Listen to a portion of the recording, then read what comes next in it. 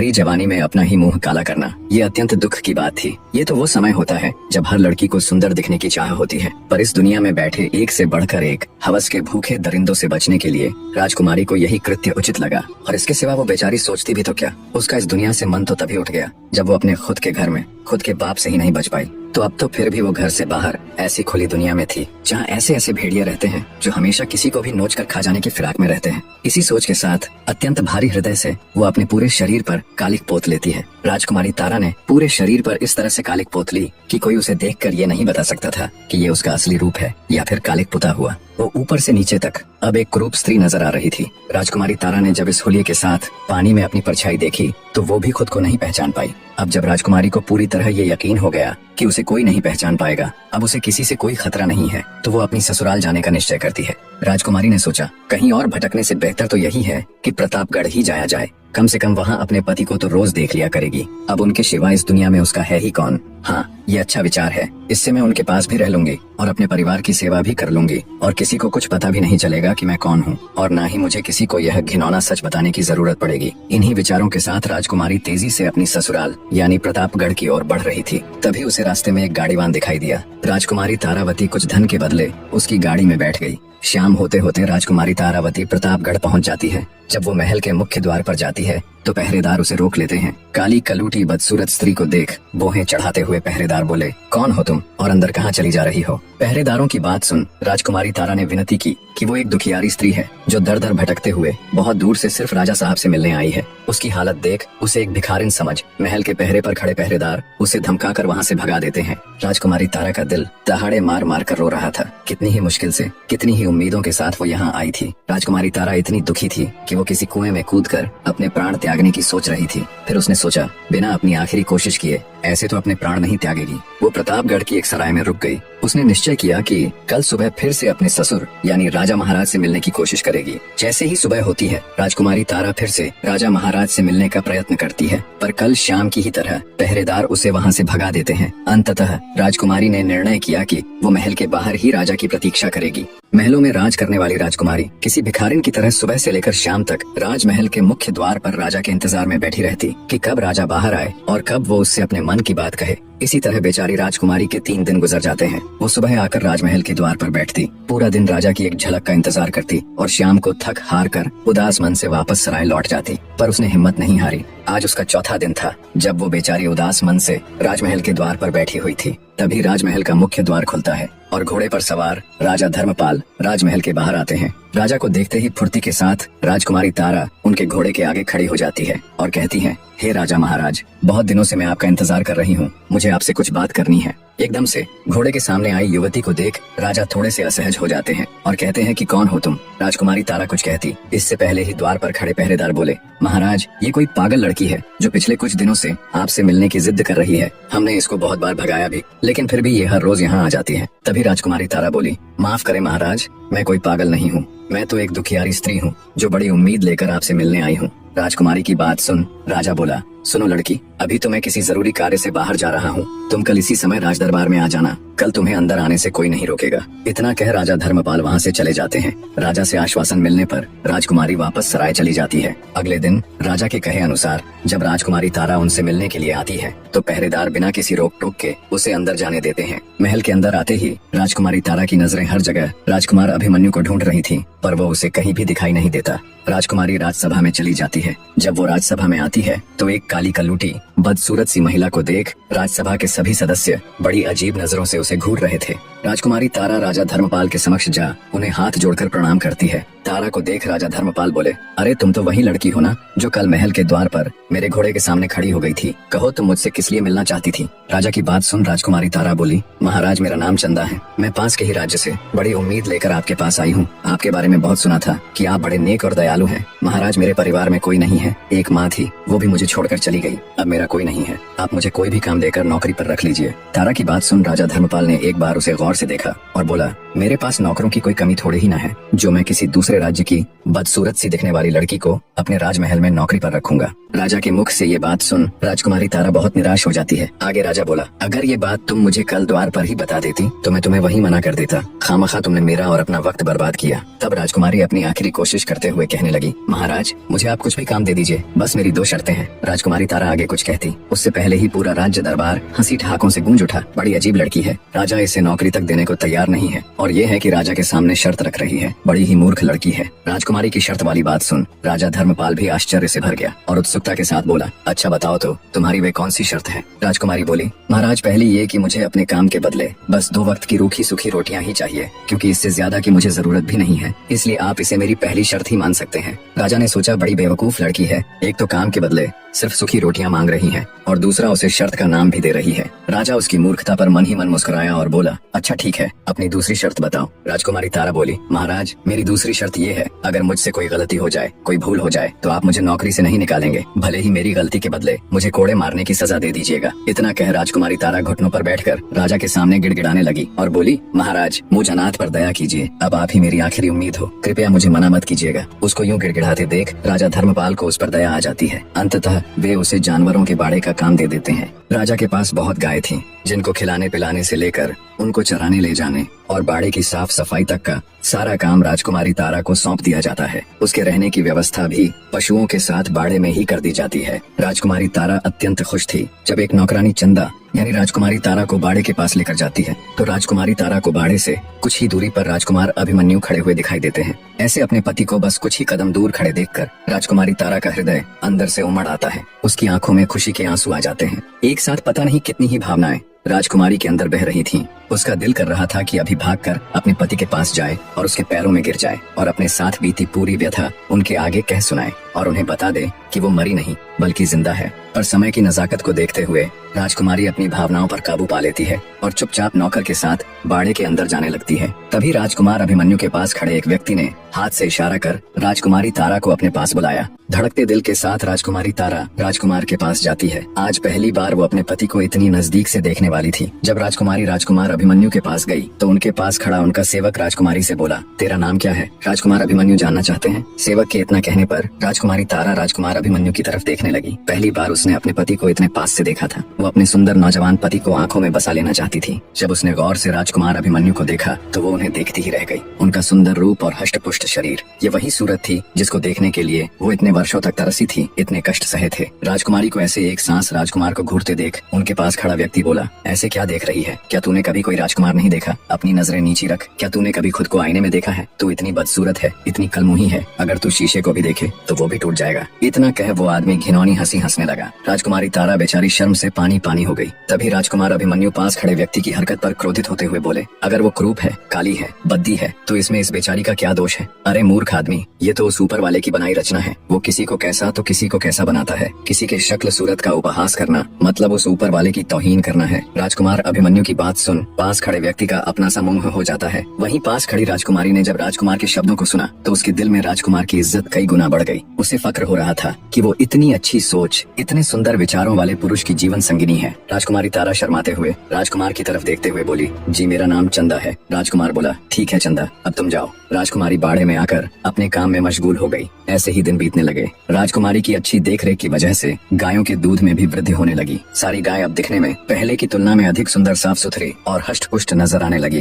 राजकुमारी तारा को जो भी काम सौंपा जाता वो उसे पूरा मन लगाकर करती। धीरे धीरे उससे घृणा करने वाले लोग भी उसका सम्मान करने लगे। राजा अब उसे बाड़े से हटकर अन्य काम भी सौंपने लगे। हर काम को राजकुमारी पूरी लगन के साथ करती। वो हर समय इसी फिराक में रहती कि कब उसे राजकुमार अभिमन्यु के दर्शन हो। जिस दिन राजकुमारी को राजकुमार के दर्शन हो जाते वो दिन उसका बड़ी खुशी के साथ गुजरता। ऐसे बीतते समय के साथ राजकुमारी तारा के दिन भी बड़े अच्छे से गुजर रहे थे। दूसरी तरफ उसका पिता यानी राजा मदनपाल राजकुमारी के न मिलने से बहुत अधिक चिंता में रहता था। वो उसकी गुमशुदगी की घोषणा भी नहीं करवा सकता था क्योंकि उसने राजकुमारी तारा को मृत घोषित किया हुआ था। हर गुजरने वाला दिन अब राजा मदनपाल के लिए किसी नरक में बिताए गए भयानक साल के बराबर होता। रह रहकर अब उसे अपने किए का पछतावा होता। अब राजा को अपने आप से घिन आने लगी थी। अब राजा मदन पाल को पूरी दुनिया में अपने से बुरा कोई भी व्यक्ति नहीं लगता। उसे लगता जैसे सारे संसार में सबसे दुष्ट और घिनौना व्यक्ति वही है, और ये सच भी था। राजा मदन पाल रात रात भर जाग कर खुद पर कोड़े बरसाता। अब उसकी जिंदगी का एक ही मकसद रह गया था कि कैसे भी करके वो राजकुमारी तारा को ढूंढे और उसके पैरों में गिरकर नाक रगड़कर उससे माफी मांगे। यदि वो अपने जीते जी इस जन्म में ऐसा कर पाया तो उसकी आत्मा को बहुत सुकून मिलेगा और कम से कम वो मर तो चैन से पाएगा, वरना मृत्यु के बाद भी वो इस घिनौनी सोच और अपराध की अग्नि में जलता रहेगा। इन्हीं विचारों की अग्नि में जलते राजा मदन पाल के दिन गुजर रहे थे। उधर राजा धर्मपाल अपने पुत्र राजकुमार अभिमन्यु के लिए फिर से कोई योग्य वधु ढूंढने में लग गया, क्योंकि राजकुमारी तारा की मृत्यु के संदेश को अब साल भर से ऊपर हो चुका था।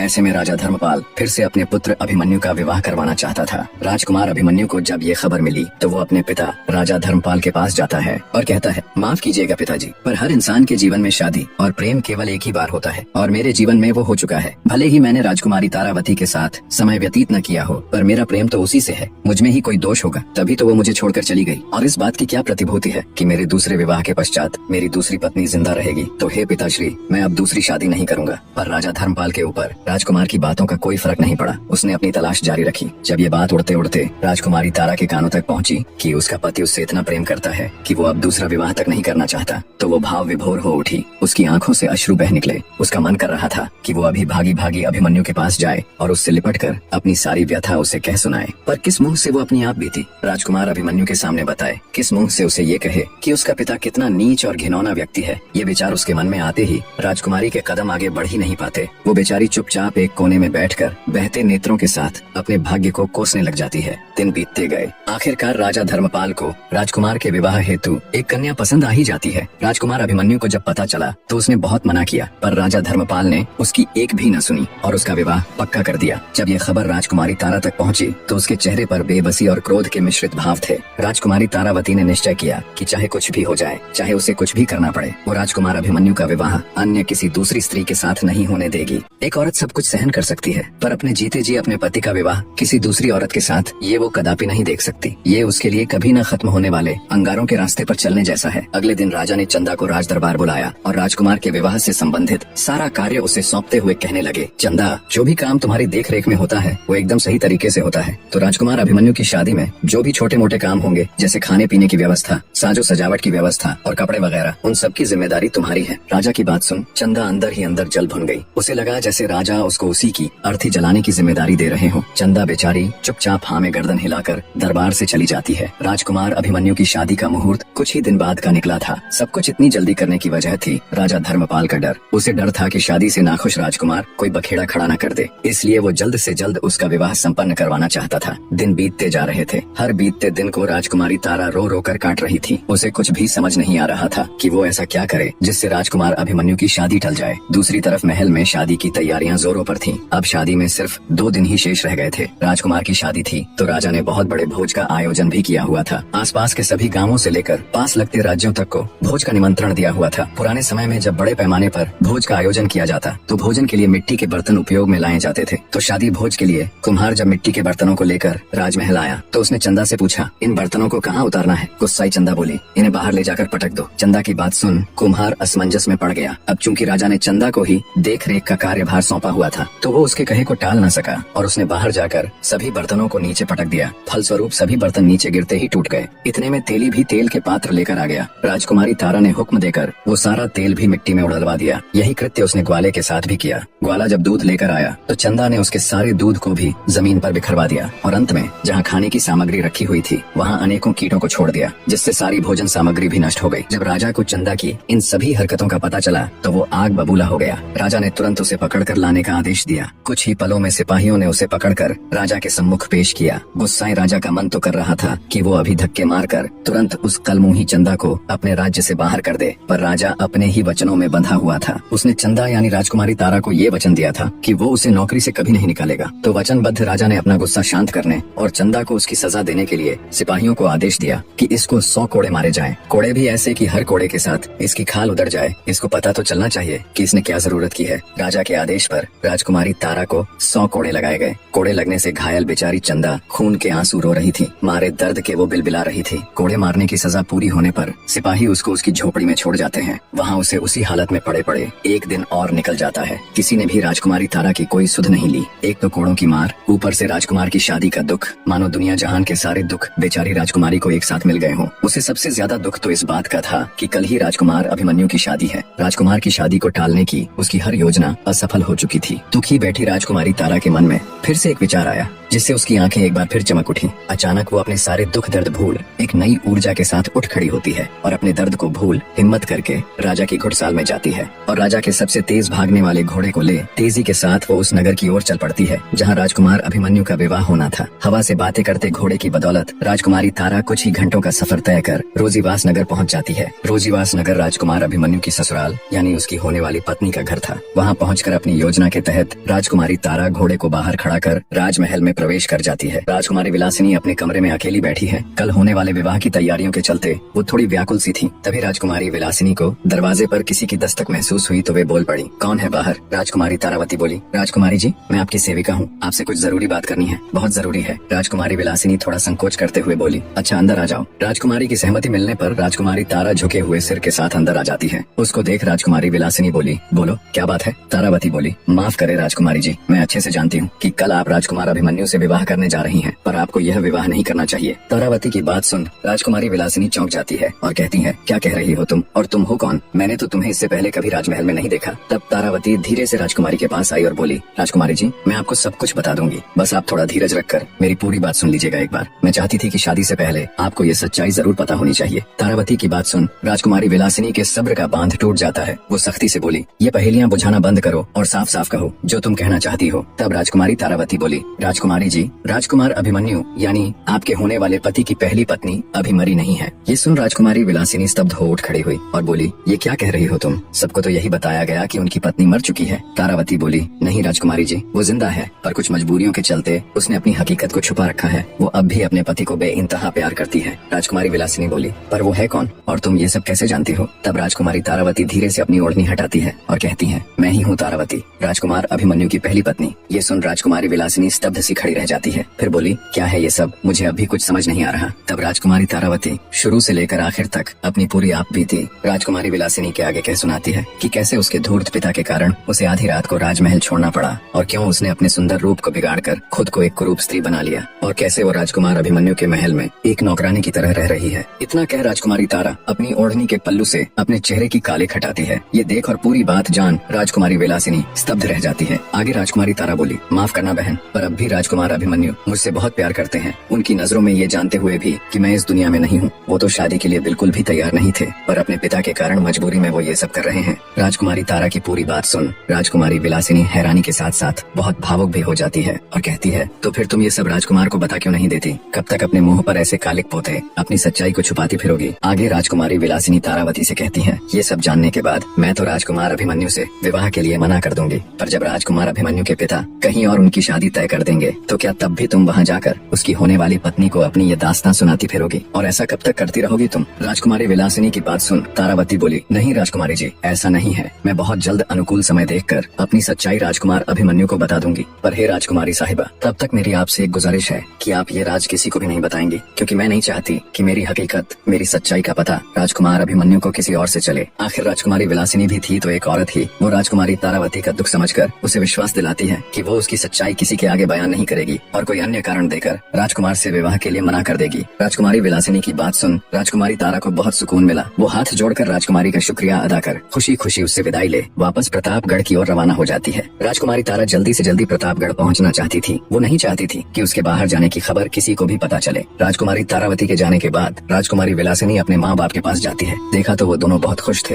और कल होने वाले उसके विवाह की ही चर्चा कर रहे थे कि इतना अच्छा दामाद तो बड़ी किस्मत से मिलता है। उनको खुश देख राजकुमारी विलासिनी का मन थोड़ा उदास हो जाता है, पर फिर भी वो कड़ा हृदय करके उनके पास जाती है और कहती है कि वो ये विवाह नहीं करेगी। उसकी बात सुन उसके माता पिता हैरानी के साथ उससे विवाह न करने की वजह पूछते हैं। तब राजकुमारी बोली, माफ करना पिताजी, माताजी, मुझे बहुत अजीब सा लग रहा है। मेरा दिल बिल्कुल भी ये शादी करने की गवाही नहीं दे रहा। मुझे ऐसा प्रतीत हो रहा है कि इस शादी से कोई खुश नहीं रह पाएगा, न मैं, न राजकुमार अभिमन्यु और न आप सब। अंततः मैं ये फैसला बहुत सोच समझ कर ले रही हूँ। आप लोग मुझ पर भरोसा कर मेरा यकीन कीजिए और कोई अन्य सवाल मत पूछिएगा बस। राजकुमारी की बात सुन उसके माता पिता दुखी मन से से उसकी बात स्वीकार लेते हैं। अगले दिन राजकुमारी विलासिनी के पिता अपने एक विश्वास पात्र सेवक के हाथों शाही पत्र में ये सूचना लिखकर राजा धर्मपाल के पास भिजवा देते हैं। सेवक जब शाही पत्र ले राजा धर्मपाल के पास जाता है तो वे तुनक जाते हैं। उनके चेहरे पर चिंता के भाव उभर आते हैं, क्योंकि इससे पहले जब उन्हें ऐसा पत्र मिला था तब उस पत्र में उनकी पुत्र वधू की मृत्यु का समाचार था। इसीलिए किसी अनहोनी की आशंका के साथ वे अनमने ढंग से सेवक को आदेश देते हुए पत्र पढ़ने को कहते हैं। राजा का आदेश मिलने पर सेवक पत्र पढ़ना शुरू करता है। श्रीमान महाराज धर्मपाल जी को मेरा सादर प्रणाम। आपके द्वारा राजकुमारी विलासिनी और राजकुमार अभिमन्यु के मध्य प्रस्तावित विवाह हेतु जो स्नेह और विश्वास प्रकट किया गया उसके लिए हम हृदय से आभार प्रकट करते हैं, परंतु अत्यंत खेद के साथ सूचित करना पड़ रहा है कि हमारी पुत्री राजकुमारी विलासिनी इस विवाह प्रस्ताव से विनम्रता पूर्वक पीछे हटने का निर्णय ले चुकी हैं। राजकुमारी का मत है कि यह विवाह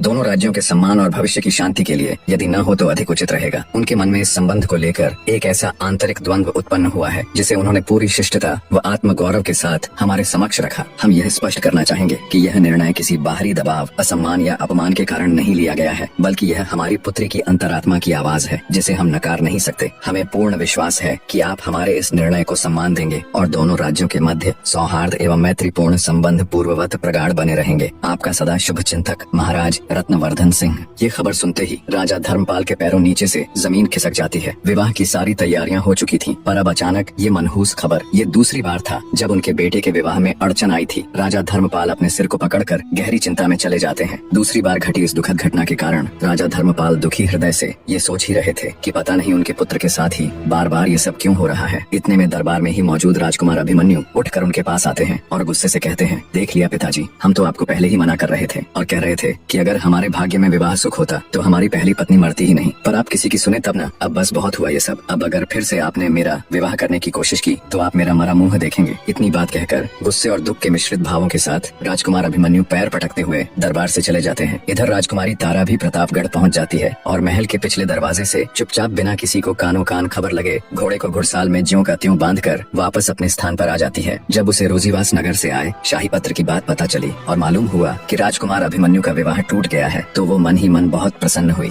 फिर से उसके दिन खुशी खुशी कटने लग जाते हैं। समय बीतने लगता है। चंदा यानी राजकुमारी तारा का ये नियम था कि वो दोपहर के समय नित्य नियम से सभी गायों को चराने के लिए जंगल लेकर जाया करती थी और वहाँ एकांत में तालाब में स्नान करती और स्नान के पश्चात फिर से अपनी पूरी देह पर कालिख पोत लिया करती। पर एक दिन दैव योग से राजकुमार अभिमन्यु जंगल की तरफ आ निकले। राजकुमारी तारा तालाब में स्नान कर रही थी। वो एकदम निश्चिंत हो अपने ही ख्यालों में खोई बड़े ही आनंद के साथ स्नान करने में मग्न थी। दूसरी तरफ राजकुमार अभिमन्यु जंगल की तरफ बढ़ रहे थे। आमतौर पर वे इस समय कभी जंगल की तरफ नहीं आते थे। वो धीरे धीरे तालाब की ही ओर बढ़ रहे थे। राजकुमारी तारा अपने निर्धारित समय में स्नान कर वस्त्र आदि पहनने के उपरांत आखिर में बचे हुए अपने हाथों के ऊपर कालिख पोत रही थी। तब तक राजकुमार अभिमन्यु घूमते घूमते जब वे तालाब के पास पहुँचे तो उनकी नजर राजकुमारी तारावती पर गई। राजकुमारी का मुख उस समय दूसरी दिशा में था। वो बड़े ही आराम से आखिर में बचे अपने हाथों पर कालिख पोतने में तल्लीन थी। राजकुमार की नजर जब उसके गोरे हाथों पर गई तो वो अचंभित हो गया। ये कैसे हो सकता है? इसके हाथ इतने गोरे कैसे हो सकते हैं? ये तो काली थी ना। क्या ये कुछ छिपा रही है? क्या इसकी हकीकत कुछ और ही है? जरूर इसके पीछे कोई तो रहस्य है। एकदम से ऐसे अनेकों सवाल राजकुमार अभिमन्यु के दिमाग में उथल पुथल मचाने लगे। तभी राजकुमार ने विचार किया कि अभी उसके पास जाए और उसी से इस सब के बारे में पूछे। पर अगले ही पल वो कुछ सोचकर रुक गया। उसने विचार किया कि वो कल फिर से इसी समय यहाँ आएगा और पूरी सच्चाई का पता लगाएगा। इसी सोच के साथ राजकुमार अभिमन्यु ने चुपचाप अपना घोड़ा वापस मोड़ लिया और जरा सा भी शोर किए बिना वहाँ से चला गया। रात को उसे ठीक से नींद भी नहीं आई। बार बार उसकी आंखों के सामने चंदा के हाथों की छवि उभर कर आ रही थी। आखिर एक कुरूप स्त्री के हाथ इतने सुंदर कैसे हो सकते हैं? इन्हीं विचारों की उधेड़-बुन में करवटें बदलते बदलते सुबह हो जाती है। सच्चाई का पता लगाने के लिए राजकुमार अभिमन्यु कल बीती घटना के समय से बहुत पहले ही जंगलों में चला जाता है और तालाब के पास झाड़ियों में छिप कर बैठ जाता है। दोपहर का समय हुआ तो गायों के रंभाने की आवाज उसके कानों में पड़ी। राजकुमार अभिमन्यु और अधिक सतर्क होकर बैठ जाता है। कुछ ही देर में राजकुमारी तारा गायों के साथ तालाब के निकट पहुंच जाती है। हमेशा की तरह उसने गायों को चरने के लिए छोड़ दिया और खुद तालाब के किनारे जा स्नान करने के लिए अपने वस्त्र उतारने लग जाती है। राजकुमार अभिमन्यु ये देखते ही आंखें बंद करके दूसरी तरफ देखने लग जाते हैं। पराई स्त्री को ऐसे देखना उनके लिए अक्षम्य अपराध था। जैसे ही पानी की कलकल की ध्वनि उसके कानों में पड़ी तो उसे यकीन हो गया कि चंदा अब पानी में उतर चुकी है। तो उसने आंखें खोलकर फिर से तालाब की तरफ देखा। पानी में उतरते ही चंदा यानी राजकुमारी तारा की कालिख उतर चुकी चुकी थी और उसका सुंदर चेहरा दमक रहा था। जब राजकुमार की नजर उसके चमकते हुए बेदाग चेहरे पर पड़ी तो तुरंत उसे झटका सा लगा। वही सुंदरता, वही होंठ, वही कजरारी आंखें, वही मासूमियत, वही तेज। सालों पहले देखे उस चेहरे को वो कैसे भूल सकता था। उसे बस कुछ याद था तो वो था उसकी पत्नी राजकुमारी तारावती का वो चेहरा। शायद ही कोई ऐसा दिन गया हो जब उसने राजकुमारी तारा के इस चांद से चेहरे और उसकी हर छोटी से छोटी बारीकी को याद न किया हो।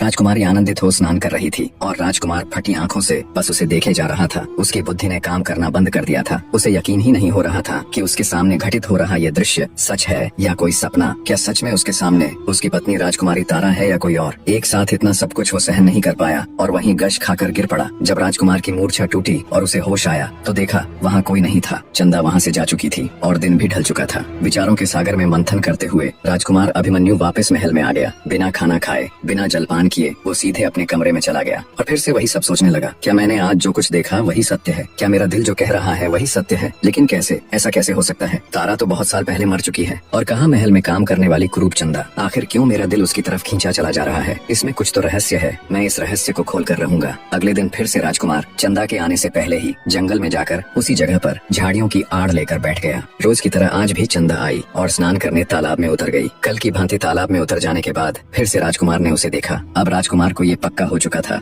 कि हो न हो यही मेरी तारा है। स्नान करने के पश्चात जब राजकुमारी तारा तालाब से बाहर आ वस्त्र आदि पहनकर कालिख पोतने लगी तभी राजकुमार ने जोर से उसे आवाज दी, राजकुमारी तारावती। एकदम से ऐसे अपना नाम पुकारे जाने पर भौचक्की सी राजकुमारी पीछे मुड़कर देखती है और कहती है, कौन है? किसने आवाज दी? तभी राजकुमार अभिमन्यु झाड़ियों से निकलकर बाहर आता है और सीधा राजकुमारी तारा के पास जा उसे अपनी बाहों में भर लेता है। एक बार तो राजकुमारी तारा थोड़ा सकपकाई, पर जिस पति की वो एक झलक देखने तक को तरसती रहती थी उसे यूं अपने पास देख उसे भी पिघलने में ज्यादा वक्त नहीं लगा। दोनों एक दूसरे को कसकर बाहों में भर लेते हैं। इसी अवस्था में दोनों को पता नहीं कितना ही समय निकल जाता है। दोनों में से कोई भी कुछ बोल नहीं रहा था। बस दोनों एक दूसरे को बाहों में जकड़े खड़े थे और दोनों की आंखों से निरंतर आंसू बह रहे थे। बहुत देर बाद राजकुमार बोला, मुझे पता था ये तुम ही हो, पर अब तक तुम ऐसे क्यों रह रही थी? क्यों तुमने किसी को कुछ नहीं बताया? अनजाने में कितने ही जुल्म हुए तुम पर। जब तुम जिंदा थी तो क्यों अपनी मृत्यु का संदेश भेजा और फिर क्यों यहाँ इतनी मुश्किलों में एक छोटी सी नौकरानी बनकर रही? राजकुमार ने एक साथ ढेरों सवाल दाग दिए, पर राजकुमारी तारा बिना एक भी शब्द बोले बस रोए जा रही थी। उसे तो जैसे आज सारा जहां मिल गया हो। कुछ देर बाद दोनों थोड़े शांत हुए तो वहीं तालाब के किनारे बैठ गए। राजकुमार का अपने प्रति प्रेम और सम्मान देखकर राजकुमारी तारा ने निश्चय किया कि वो राजकुमार को सब बता देंगी। यही वो अनुकूल समय है। फिर राजकुमारी ने शुरू से लेकर अंत तक अपनी पूरी व्यथा बहते नेत्रों के साथ राजकुमार अभिमन्यु के आगे कह सुनाई। सब कुछ जानने सुनने के बाद राजकुमार अभिमन्यु भौचक्का रह जाता है।